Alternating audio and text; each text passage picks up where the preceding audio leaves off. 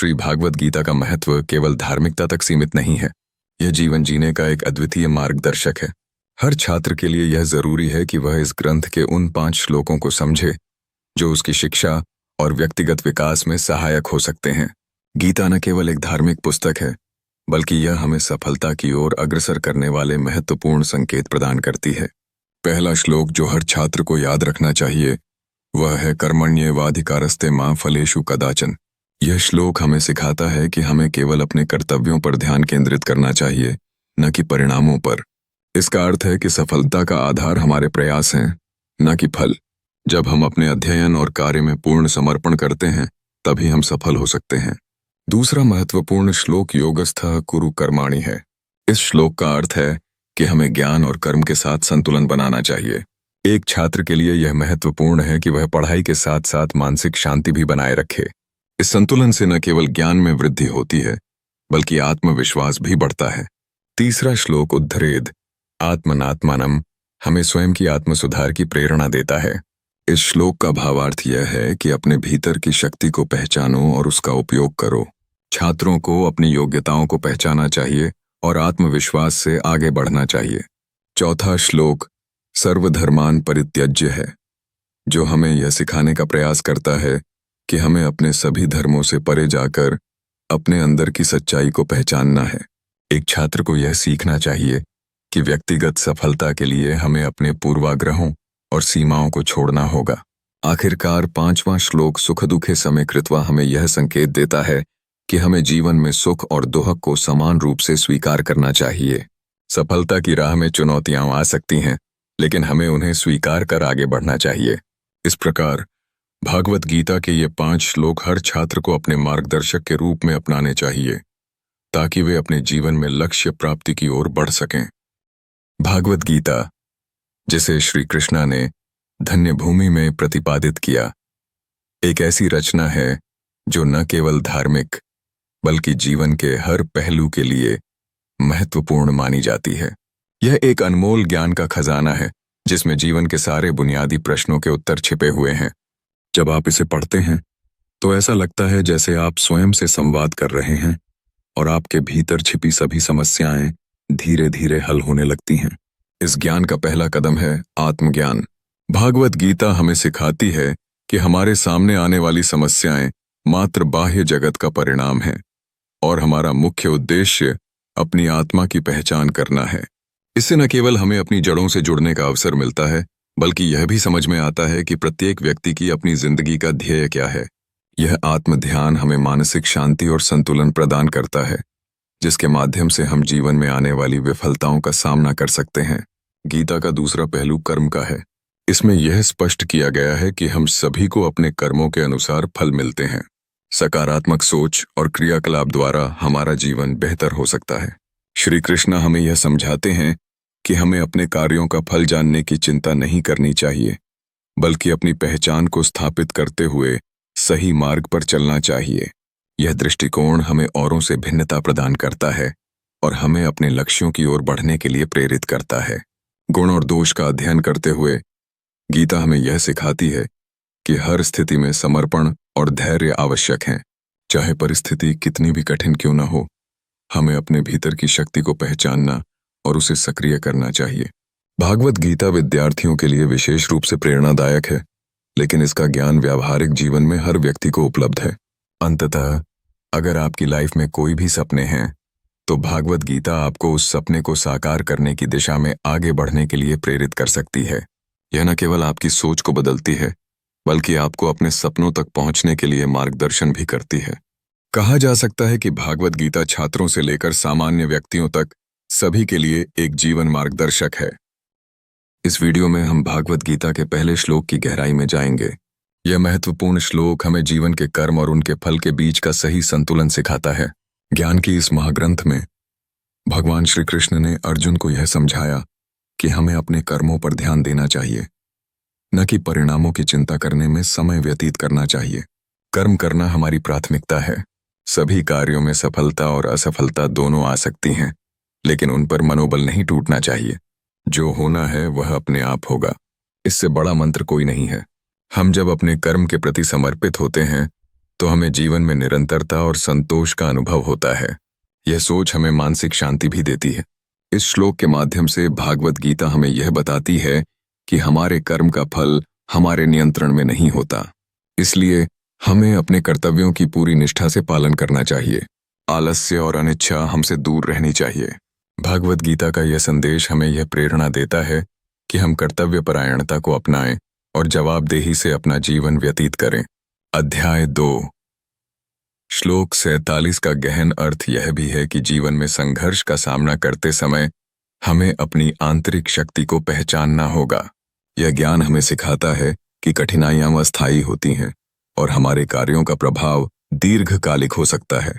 जब हम अपने कर्म को ईश्वर में समर्पित करते हैं, तब हर कार्य का परिणाम प्रकृति के हाथ में होता है।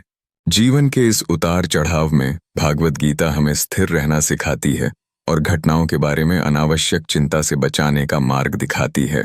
इसके अनुसार शांत मस्तिष्क और दृढ़ संकल्प के साथ किए गए कार्य ही सबसे फलदायी साबित होते हैं। हमें अपने दृष्टिकोण को सकारात्मक रखना होगा और अपने कर्मों के प्रति पूरी ईमानदारी और मेहनत से आगे बढ़ना होगा। इस प्रकार भागवत गीता का यह विशेष श्लोक हमें कर्म और फल के अंतर को समझने का एक अनमोल अवसर प्रदान करता है।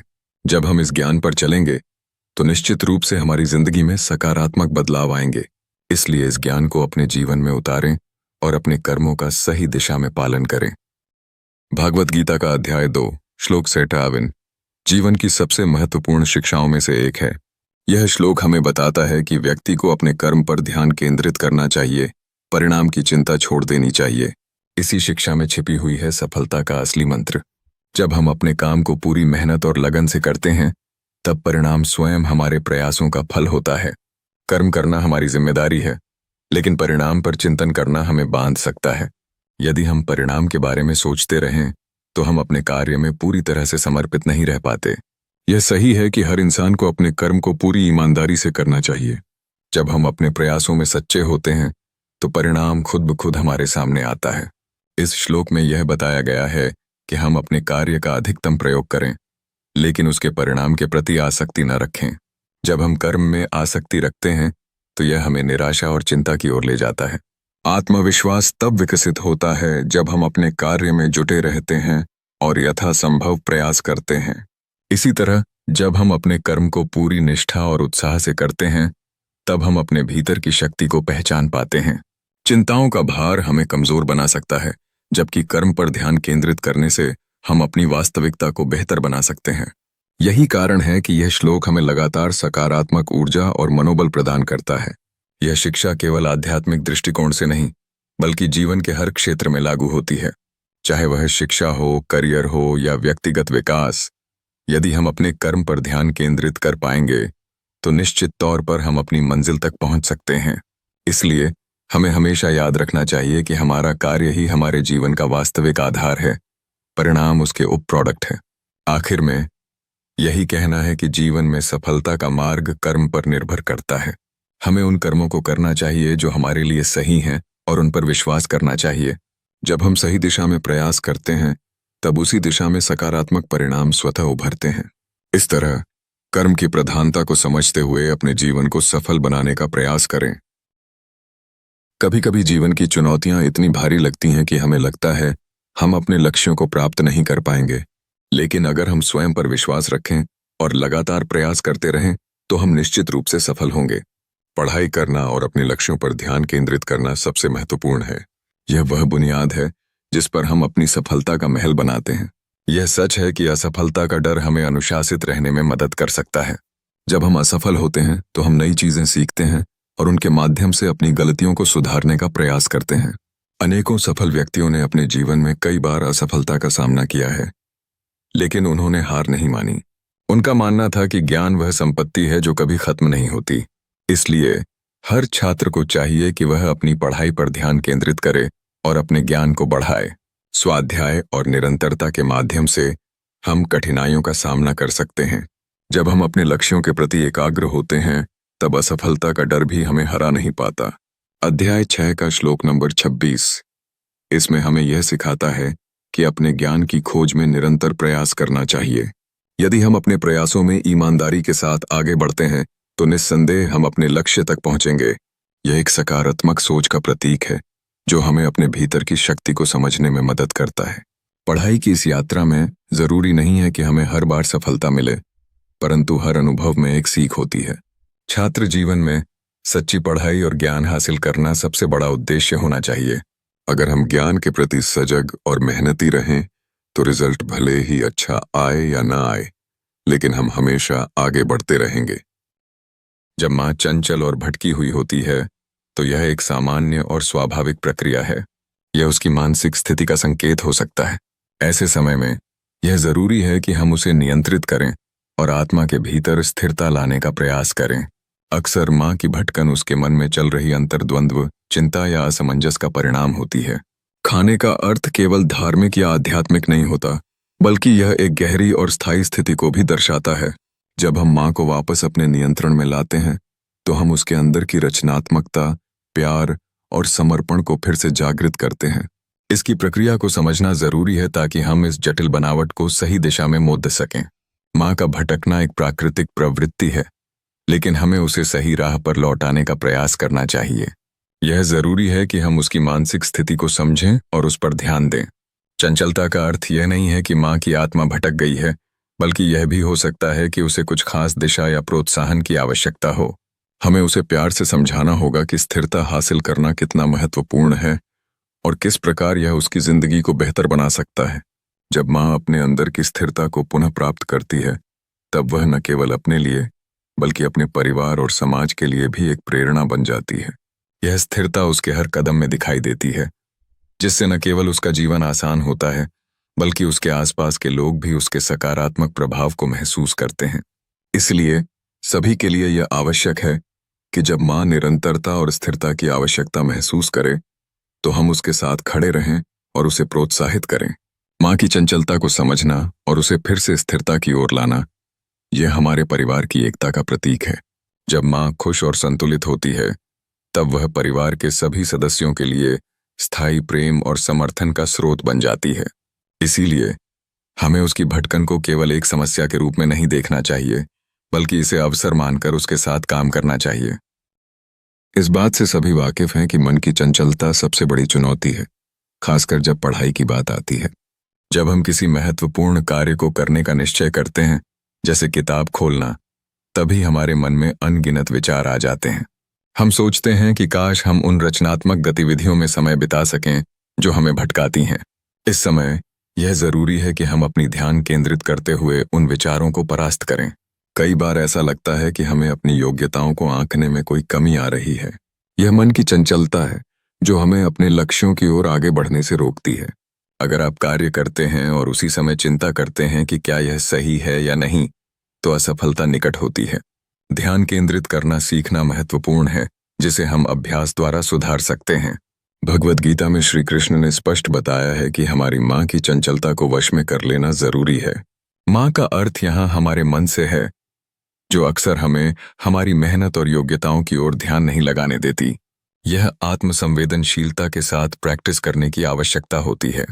जब हम अपने मन को नियंत्रित करते हैं, तब हम अपने उद्देश्यों को सामने रखकर काम करने में सक्षम होते हैं। प्रयास करें कि जब भी आप पढ़ाई में जाएंगे, तो अपने मन को वश में रखने के लिए कुछ तकनीकें अपनाएं।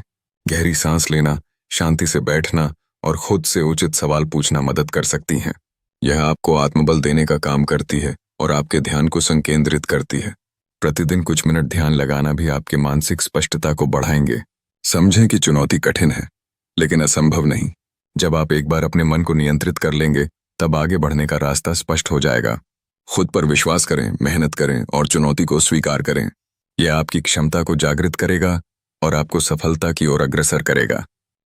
आपके विचारों को नियंत्रित करना एक महत्वपूर्ण कौशल है, जो आपकी मेहनत और लक्ष्यों की ओर आपकी यात्रा में सहायक होता है। अक्सर हमारी सोच बिखर जाती है, खासकर जब हम किसी कार्य को करते समय ध्यान केंद्रित करने की कोशिश कर रहे होते हैं। यही वह क्षण है जब प्रैक्टिस और तकनीकों का प्रयोग अनिवार्य हो जाता है। ध्यान साधना एक प्रभावी तरीका है, जिसके माध्यम से आप अपने विचारों को नियंत्रित कर सकते हैं। जब आप नियमित रूप से ध्यान करते हैं, तो यह आपके मन को शांत करता है और आपके ध्यान को स्थिर रखने में मदद करता है। ध्यान के दौरान आप अपने विचारों पर ध्यान केंद्रित करने का अभ्यास करते हैं, जिससे धीरे धीरे आपको उन्हें नियंत्रित करने की क्षमता प्राप्त होती है। इसके अलावा अपने कार्यों को एक निश्चित क्रम में करने की आदत डालें। यह एक व्यवस्थित जीवन शैली आपके विचारों को ऐसा दिशा देगी जिससे आप अपने लक्ष्यों पर ध्यान केंद्रित कर सकें। अपनी दिनचर्या में गतिविधियों को प्राथमिकता दें और एक निश्चित समय में कार्य करने की योजना बनाएं। इस तरह आपके मन में केओस कम होगा और आप अधिक उत्पादकता पाएंगे। इस परिकल्पना की पुष्टि करते हुए गीता के 18वें अध्याय के 45वें श्लोक में कहा गया है कि काम में लगे रहकर प्रत्येक व्यक्ति सफल होता है। जब आप अपने काम में पूरी तरह लगे रहते हैं तो आपको न केवल मानसिक संतोष मिलता है, बल्कि यह सफलता की ओर भी आपको ले जाता है। महत्वपूर्ण यह है कि आप अपने कार्य में पूर्ण समर्पण प्रदान करें।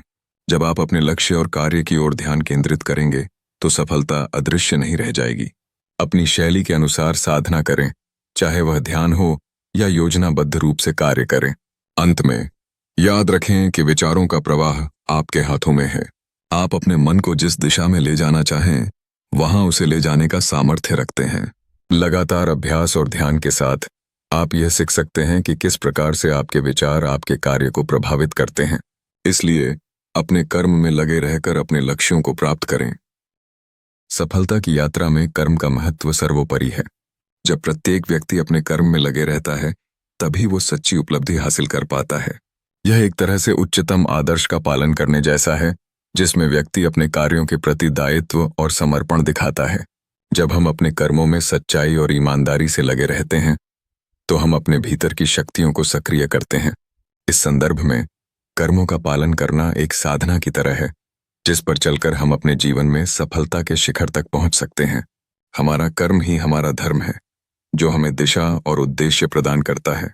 चाहे हम किसी भी क्षेत्र में हों, हमारी मेहनत और प्रयासों का फल हमें अवश्य मिलेगा। यहाँ तक कि हम इसे आध्यात्मिकता से भी जोड़ सकते हैं। जब हम अपने कर्मों को परमात्मा की उपासना के रूप में देखते हैं, तो कार्य में एक नई अर्थवत्ता आ जाती है। हर इंसान के कर्म उसके जीवन की कहानी लिखते हैं। अगर कोई व्यक्ति सच्चे मन से अपने कार्यों में लग जाता है, तो सफलता उसके कदम चूमती है। यह बात स्पष्ट है कि किस्मत सिर्फ उन्हीं का साथ देती है जो मेहनत करने से कभी नहीं थकते। इसके अलावा अगर हम अपने गोल की प्रति सचेतन रहते हैं और अच्छे कर्म करने का प्रयास करते हैं, तो हमारे भीतर एक सकारात्मक ऊर्जा और प्रेरणा का प्रवाह होता है। अंततः यह कहना गलत नहीं होगा कि सफलता की कुंजी कर्म में है। जो व्यक्ति अपने कर्म को आदर्श मानता है, वह न केवल अपने लिए बल्कि समाज और दूसरों के लिए भी एक प्रेरणा बनता है। इसलिए हमें अपने कर्मों में विश्वास रखकर सच्चाई और निष्ठा के साथ आगे बढ़ना चाहिए। इसे अपनाने से हम अपने जीवन को सफल बनाने की ओर बढ़ेंगे और अपने स्वप्नों को साकार करने में सक्षम होंगे। जीवन में हर व्यक्ति का एक लक्ष्य होता है। जब आप भगवान की सिद्धि की प्राप्ति की इच्छा रखते हैं, तो आपके लिए सबसे महत्वपूर्ण काम होती है परमात्मा की उपासना करना। सही मार्ग पर चलने के लिए यह आवश्यक है कि आप अपने कर्मों पर ध्यान दें। आपके कर्म ही आपको भगवान से मिलाने का माध्यम है। भागवत गीता में कर्म पर बार बार जोर दिया गया है, क्योंकि यह समझना बहुत जरूरी है कि हम सब इसी धरती पर कर्म करने के लिए आए हैं। कर्म की प्रक्रिया में शामिल होना जीवन का एक अनिवार्य हिस्सा है। यदि आप इस जन्म में अपने लक्ष्यों को पूरा करना चाहते हैं, तो इसे ध्यान में रखें। कर्म केवल कार्य करने का नाम नहीं है, बल्कि यह आपके विचारों और भावनाओं का भी परिणाम है। आपके व्यक्तित्व को गढ़ने वाले आपके कर्म होते हैं। इसीलिए आपको अपने कर्मों की उपासना करनी चाहिए। इससे न केवल आप आगे बढ़ेंगे, बल्कि आपकी आत्मा भी अपने भीतर की आसक्ति को महसूस करेगी। जब आप कर्म करने लगते हैं, तो ये आपके अंदर एक नई ऊर्जा का संचार करते हैं। जैसे एक बीज को सही समय पर जल और धूप देने से वह एक विशाल पेड़ में परिवर्तित हो जाता है, ठीक उसी तरह आपके कर्म भी आपको अपनी सिद्धियों तक पहुंचाने में मदद करते हैं। आपको खुद पर विश्वास करना होगा कि आप चाहे जितनी भी बाधाओं का सामना करें, अंत में सफलता अवश्य मिलेगी। अपने कर्मों में सच्चाई और ईमानदारी रखने का प्रयास करें। कभी कभी संघर्ष और कठिनाइयां आती हैं, लेकिन इन्हें आपके लक्ष्यों की ओर आने वाले रास्ते में बाधा नहीं बनने देना चाहिए। आपको निरंतर अपनी मेहनत करने की जरूरत है। जब आप अपने कर्मों में तत्पर रहते हैं और ध्यान केंद्रित करते हैं, तब हिमालय की ऊंचाइयों पर जाने का आपका सपना भी सच हो सकता है। अंत में यही कहना चाहता हूं कि अपने लक्ष्य की ओर बढ़ते रहिए। भगवान की सिद्धि प्राप्त करने के लिए कर्मों की उपासना ही एकमात्र तरीका है। आपके कर्म ही आपके भगवान हैं। यह विश्वास आपके अंदर एक जज्बा जगाएगा जो आपको अपने सपनों की ओर आगे बढ़ने के लिए प्रेरित करेगा। जब आप अपनी सोच को सकारात्मक और सक्रिय बनाएंगे तो सभी कार्य सफल होते नजर आएंगे। व्यक्ति का उद्धार खुद के हाथों में होता है। किसी और की उम्मीद पर निर्भर रहना खुद को कमजोर बनाना है। हमारी जिंदगी के सभी पहलुओं में, चाहे वह पढ़ाई हो, कामकाज या व्यक्तिगत विकास, जिम्मेदारी अपने पर ही लेनी पड़ती है। यह सोचना कि कोई और हमें सुधारने आएगा एक भ्रांति है। असली विकास तभी होता है जब हम खुद को सुधारने का प्रयास करते हैं। जिस प्रकार से भगवान ने कहा है कि हमें अपनी यात्रा खुद तय करनी चाहिए, उसी प्रकार हमें अपने आत्म मूल्य को पहचानना होगा। इसे समझना आवश्यक है कि हमारा विकास हमारी मेहनत पर निर्भर करता है। लोग हमारी मदद अवश्य करेंगे, लेकिन सबसे बड़ा योगदान हमेशा खुद का होता है। खुद पर भरोसा रखना और सच्ची मेहनत करना ही असली प्रशंसा का पात्र बनाता है। उदाहरण के तौर पर, जब हम एक नई भाषा सीखते हैं तो हमें स्वतंत्रता से अध्ययन करना होता है। किसी शिक्षिका की सहायता से हम कुछ सीख सकते हैं, लेकिन अंत में विकास खुद की मेहनत पर निर्भर करता है। अभ्यास और सोचने का तरीका इस प्रक्रिया में महत्वपूर्ण है। यह हमारी जिम्मेदारी है कि हम अपने कौशल को विकसित करें और अपने भविष्य को आकार दें। सही तरीके से अपने उद्देश्यों को निर्धारित करना और उन पर काम करना ही हमें लक्ष्य की ओर ले जाता है। जब हम अपने कार्यों के प्रति सजग होते हैं तो हमें अपने गुणों को निखारने का अवसर मिलता है। इस तरह हम अपने जीवन के हर क्षेत्र में उत्कृष्टता प्राप्त कर सकते हैं। आपका लक्ष्य होना चाहिए कि आप अपने आप को बेहतर बनाएं। खुद को उत्कृष्ट बनाना आपकी जिम्मेदारी है। जब आप खुद की क्षमता को पहचानते हैं और अपने प्रयासों पर ध्यान केंद्रित करते हैं तो कोई भी बाधा आपको रोक नहीं सकती। याद रखें, अंततः आप ही हैं जो अपने जीवन की दिशा तय करते हैं। इसलिए जब भी लगे कि आप गिरने वाले हैं, यह न भूलें कि खुद को उठाना सिर्फ आपके हाथ में है। अपने अंदर की क्षमता को पहचानें और अपने उद्धार के मार्ग पर आगे बढ़ें। कोई और आपके लिए इसे नहीं करेगा, लेकिन आप खुद इसे कर सकते हैं। अपने सफर में खुद को निखारने की चाह रखें और उत्कृष्टता की ओर बढ़ते रहें। हम सभी जीवन में अपनी मंजिल की ओर बढ़ते हैं, लेकिन यह यात्रा बिना कर्म के संभव नहीं है। श्री भागवत गीता में यह स्पष्ट बताया गया है कि हर व्यक्ति को अपने कर्म में व्यस्त रहना चाहिए। कर्म केवल एक आवश्यक दायित्व नहीं, बल्कि यह आपके लक्ष्यों और सपनों को साकार करने का माध्यम है। यदि आप एक छात्र हैं तो आपका मुख्य कर्म है अध्ययन करना। अध्ययन से न केवल ज्ञान बढ़ता है, बल्कि यह आपकी सफलता की कुंजी है। कर्म का सही चयन आपके जीवन की दिशा तय कर सकता है। हमेशा वही कर्म चुनें जो आपके लक्ष्यों के करीब लेकर जाए। श्री कृष्ण ने कहा है कि कर्म करना आवश्यक है, लेकिन यह भी जरूरी है कि आप यह समझें कि कौन सा कर्म आपके लिए सबसे महत्वपूर्ण है। जब आप अपने कार्यों में सही दिशा पाते हैं तो सफलता आपके कदमों को चूमने लगती है। अध्याय 6 का 5वां श्लोक हमें यह सिखाता है कि व्यक्ति को अपने ही कर्म में लगना चाहिए और स्वयं को संतुलित रखकर अपने लक्ष्यों की ओर बढ़ना चाहिए। इस श्लोक का अर्थ है कि खुद को ऊपर उठाने के लिए आवश्यक है कि आप अपने अच्छे और बुरे कर्मों का मूल्यांकन करें। जब आप इस सोच के साथ आगे बढ़ते हैं तो संघर्ष के बावजूद आप में शक्ति और साहस उत्पन्न होता है। कर्म के प्रति यह जागरूकता आपको न केवल कठिनाइयों का सामना करने की क्षमता देती है, बल्कि आप अपने लक्ष्यों की ओर दृढ़ता से बढ़ने के लिए भी प्रेरित करते हैं। हर बार जब आप अपने कर्मों को करते हैं तो वह आपके मानसिक और आध्यात्मिक विकास में मदद करता है। इसलिए सफलता की ओर बढ़ने के लिए अपने कार्यों पर ध्यान केंद्रित करना आवश्यक है। अंत में श्री कृष्ण के उपदेशों को ध्यान में रखते हुए हमें याद रखना चाहिए कि कर्म करने में कभी कमी नहीं होनी चाहिए। जब हम मेहनत और ईमानदारी से अपने कर्मों पर ध्यान केंद्रित करते हैं तो निश्चित रूप से सफलता का दरवाजा हमारे लिए खुलता है। यह ध्यानपूर्वक सोचने का समय है कि हम अपने कर्मों को कैसे बेहतर बना सकते हैं और अपनी मंजिल की ओर मजबूती से कदम रख सकते हैं।